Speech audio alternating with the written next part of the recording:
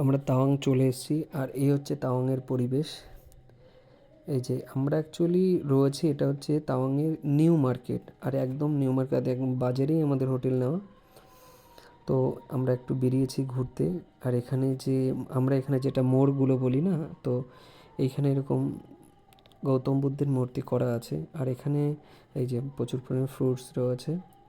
এখানে কমলালেবু এইরকমভাবে, এই জায়গাটা অ্যাকচুয়ালি ওই বাজারেই, এই জায়গাটা গ্রামে যারা থাকে তারা ওখান থেকে যে বাদাম, গ্রামে রয়েছে বাদাম রয়েছে, তারপরে কমলালেবু, বাড়িতে যে গাছ আছে কমলালেবু সেইগুলো নিয়ে এইখানে ওনারা বসে, সকালবেলা এসে বসে আর সেই সন্ধ্যাতে চলে যায়। এই জায়গাটা একটু বাজার মতো করা আর কি, একটা মাঠ মতো আছে, গ্রাম থেকে সমস্ত কিছু নিয়ে আসে এখানে।